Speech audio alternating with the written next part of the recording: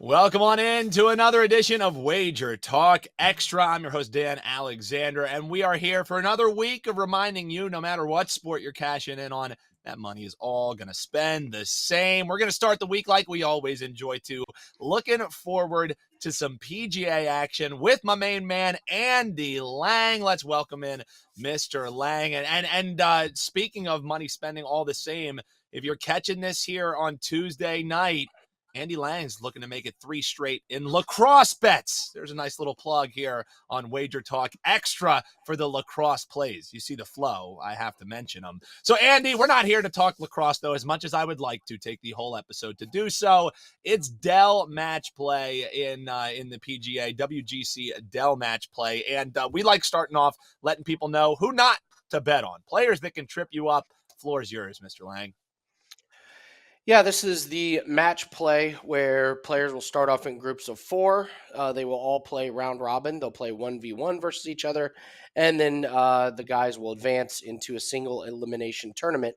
So we need to look at the players, how they play this event, what their current form is, and how they do in match play formats. And the first guy I'm going to fade this week is Rory McIlroy. Big name, and I think this is a guy that can trip you up. He's the 4th highest betting favorite this week. No way I'm betting on him. His last 4 times that he's played this event, he's finished outside the top 25, so he's not even making out of the group of 4. And he had a 9th place finish when he did advance. That's nowhere near returning value when your price is the 4th highest golfer. He's finished outside the top 28 in 3 out of his last 4 tournaments in 2023. He's the 6th worst putter in the field this week. Putting is huge at this event. You're going one-on-one with somebody. If your putter is struggling and you're not making those short putts, it can cost you a hole, which can cost you the round, which can cost you advancing. So I'm really, really shying away from these guys that struggle putting, even if it's a big name like Rory McIlroy. That's the first guy that can trip you up. And the next guy that can trip you up is Mr. Inconsistency, Jordan Spieth. I can't believe how inconsistent this guy is. So 2 weeks ago, he finished 19th at the Players. He even admitted that he had a drive that was going into the water, except it hit a patron, bounced into the fairway. That was the only reason he made the cut. He openly admitted, I should have missed the cut, but because it hit a fan, he made the cut. So his last 6 finishes, if that would have happened, if it would have gone in the water like it should have, here's how his finishes were over the last few tournaments. 3rd, miscut. 4th, miscut. 6th, 63rd. It's crazy. And then you go round by round. Last week, he shot 67 in the first round, then 70, 69, 70 in the other 3. At the Players, 69, great first round, then 75, bad. 66, great, and then 72, bad. So this guy is just all over the board, and these are the players I want to avoid at the match play, because if he has 2 bad rounds in this group of 4, he's not going to sniff advancing. So his putting is really, really inconsistent.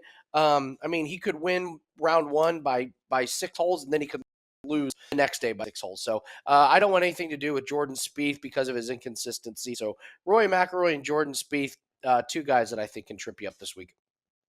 Looking to stay away from Rory and Spieth, says my man Andy Lang. Andy, before we get into your DraftKings Darlings, if you're not a every week in, every week out kind of golf fan, you may wonder, hey, what the heck is even going on with this event? Because I'm just trying to piece together what plays I'm going to have. I don't know when the rounds are going. I don't know what the rounds mean. So I guess brief overview. Give us the 101 on the WGC-Dell match play.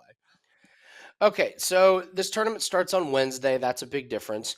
And they just play 1v1. So 2 guys will start on the first hole, and whoever scores the best on that hole, they win that hole. If they tie, they just, move on, and they'll each play 18 holes. So from a betting perspective, we can do several things. You can bet outright winners. You can also bet a player to advance out of the group of 4 that they're assigned to. So you can look up who's in the group of 4. You can bet them to advance. And you can bet on the individual head-to-head matchups each day. And that is primarily what I focus on. So if you get my golf pack, which you should, I do really well at this event. there's going to be 4 plays in round 1, for example, that are up right now. Those are only for round 1. Those are on Wednesday.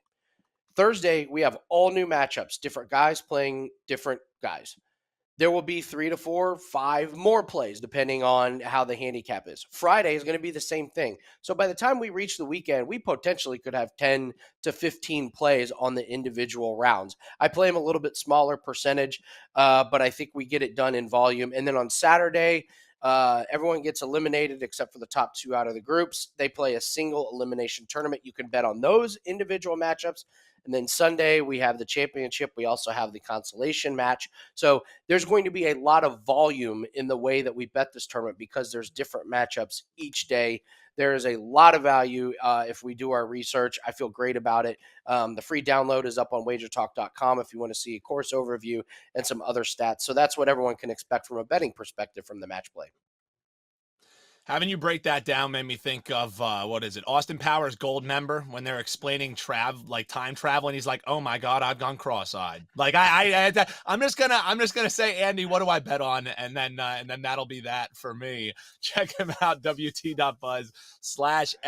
All right, DraftKings Darlings time. He alluded to how you can check him out over at his page and get that guide letting you know his DFS favorites and lineups that he suggests, and he breaks it down a little bit better for you here in DraftKings Darlings. Andy, the floor is yours. Okay, so the first thing you have to do is look at how the points work when you're putting in DFS lineups. So you get points per hole that you win or you tie. If you get negative if you lose. So we're looking to get guys that can advance deep into the tournament. If you have guys in your lineup and they don't advance past the group rounds, you don't get any points. So you want to have some guys that you think can make it deep. Like if you have a couple of guys that make it to Sunday, you're going to cash big. So this is what I've done with my lineup this week. I went completely stars and scrubs. And I will start with my scrubs, who are the DraftKings Darlings. These are the lowest price. These are literally like the lowest price guys on DraftKings. We will start with Mackenzie Hughes. He is 6,100. Listen, he's been terrible. But it gives us value, and I'll go into why this is value. He might get a win or he might get a push in group play. He's in a group with Jordan Spieth, who we mentioned before is inconsistent. Shane Lowry is in this group. Shane Lowry is the second worst in the field in putting this week, and Taylor Montgomery is the other guy in the group. He started off the year great. He's slowed down and had some horrible rounds in the last 4 tournaments. I don't expect Mackenzie Hughes to advance, but if I can just break even and get him to win or push, he's going to be a value. Up next, Sepp Straka, 6,100, same price, bottom of the barrel pricing. He's got in this group Corey Connors, a Canadian who has just fallen off a cliff last 4 tournaments. He's also got Thompson, who hasn't finished better than 53rd his last 5 tournaments. And the number 1 seed in this group is Cameron Young. Cameron Young's putting is awful. He's 3rd worst in this field. So we're taking some of these lower price guys where the higher seeded guys are really struggling with putting. Again, we're hoping to catch them on inconsistent rounds. So take Straka at 6,100. And then up next for the DraftKings Darling, Seamus Power is 7,200. Sam Burns is the favorite in this field. I mean, outside of last week, he's been terrible. He finished 35th, miscut in 3 previous tournaments. Adam Scott and Adam Hadwin are also in the same group as Seamus Power. Scott doesn't have a top 20 finish this year. Hadwin has missed the cut in 2 out of 3. So we got Hughes, Straka, and Power. Very, very low price guys. I'm hoping they can just get a couple pushes and maybe a win. Now, what this does, Dan, this opens the door to leave me enough money to put Scotty Scheffler, who's the number 1 seed and the defending champion. I get Xander Schauffele, who's in the easiest group, I believe, in this field.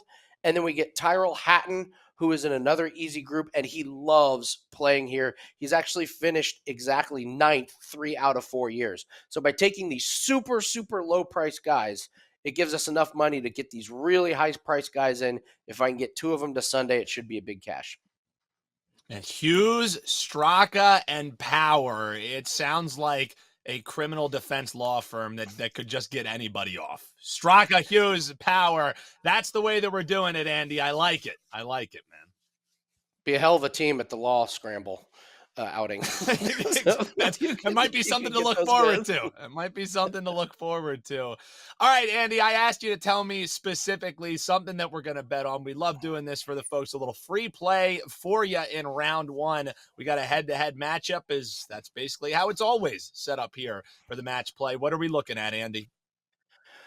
This is for round one, and we're going to take Tom Hoagie over Aaron Wise in round one. Wise is just a complete fade. He's been awful. We've bet against him several times and cashed. So in the last 30 days, Aaron Wise has played in 3 tournaments.